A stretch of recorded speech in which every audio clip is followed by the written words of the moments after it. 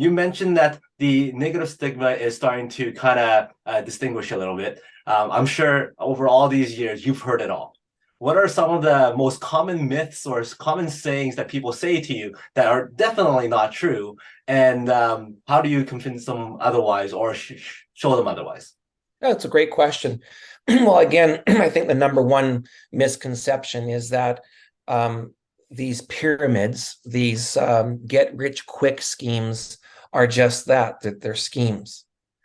Number one misperception for people, whether they know it or not, maybe they had a relative, a crazy uncle or a crazy aunt that was drawing circles on a whiteboard or forcing their parents to go to some in-home meeting or some hotel meeting, the 3-foot big cardboard checks, lifestyles of the rich and the famous.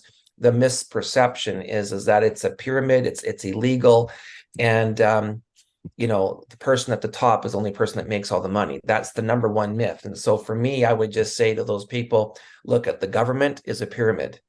The corporation that you work for is a pyramid. CEO, president, vice presidents, senior directors, the strongest structures in the world are pyramids.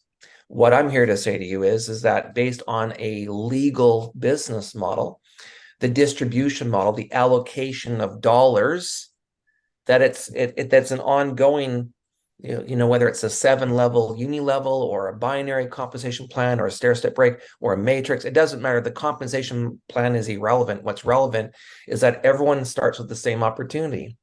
There's calculation points within a compensation plan. There's only so many dollars that can be paid out on the sale of a product, on the commerce of a product. Mm-hmm. And so if it's 50% of the revenue that comes in is paid back out in the form of royalties and commissions and referral commissions, then the person with the guy or the gal, or they, with the biggest why and the biggest desire, the only variables is inspiration and perspiration, that person will win the most in the comp plan. Number two objection that I hear often is it's not a credible industry. I can't attach my name to this. Really? Network marketing is a $10.3 billion per year industry. It's 9 times larger than the NFL, the number one sports entertainment engine in the world. This industry is 9 times larger than the NFL and growing. In fact, it's like I think the number is like close to like 9,000 people a day are joining network marketing companies because of the intellectual distribution significance of the logic behind the model. Another statistic for you, Fong, as part of overcoming the objection around credibility, is of the Fortune 100, the top 100 publicly traded companies in the world, 97 of the 100 companies as of December 2022, 97 of the top 100 have a network marketing division. Number three objection is, I don't have time. I'm too busy. What are you doing to change that? Their eyes roll back in the back of the head. Well, and then they justify the fact that they're doing okay. So it's really not about time. It's about the choice of where you look to allocate your time. So time isn't the question. And then, of course, the other objection is that I can't afford it. Those things are too expensive. I don't want to have to buy monthly. I don't want to have to. Well, guess what?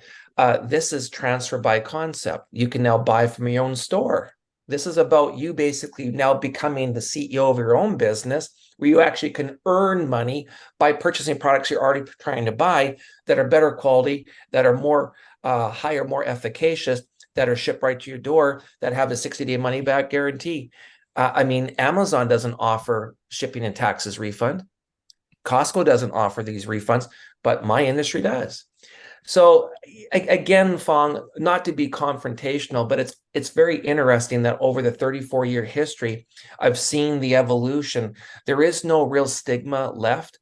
The only thing that I kind of have a hate on for is the term MLM, multi-level marketing. That's wave 2. That's Amway, that's Mary Kay, that's Fuller Brush, that's New Skin. That's, Herbalife. That's a dinosaur old company. There's no, those companies are still in business today, and God bless them. They're fantastic. But that's not for me. Multi-level marketing, where I have to download product to other people that have to then sell product to other people. The Avon lady, door-to-door sales. I'm not a salesperson. We've talked about that earlier on this call. My point being, Fong, is this is called intellectual distribution. This industry's morphing the world. Everyone's got a cell phone. Everyone, if you go to all the major websites, they all have an affiliate link at the very bottom of their page. Why do you think that is, Fong? Mhm. Because affiliate marketing is the future. And working from home, and the realization, one of the benefits from the pandemic is that I kind of like being at home. I kind of like raising my kids and not daycare. I kind of like being home instead of having to be on the interstate in rush hour traffic with road rage. I kind of like the latitude of actually being in control of my destiny. And if I could find a product or service that makes sense, that actually I can get in front of and get excited about, and it actually meets the needs of today's discerning consumer, and it actually creates solutions, well, I want to get out my 12-foot surfing board and I want to ride this economic tsunami. And I'm seeing more success today in 2023 than I did back in 1993, brother. Wow. I'm seeing more success today with people that are younger, that are sharper, that have command of social space, the concept of the influencer. And honestly, Gen X, Gen Y, people that are still have mortgages and desires for vacation and putting away money for a 401k or an RRSP. People today are more open to change and the latitude of a side hustle, a professional affiliate impact opportunity that at any time before in human history, in my opinion.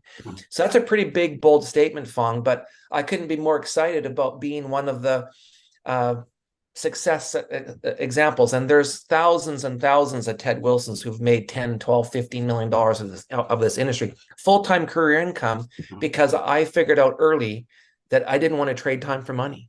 I wanted to build leverage. And look at me today. And it's not about me, but again, Fong, I couldn't be more excited. Awesome. Well,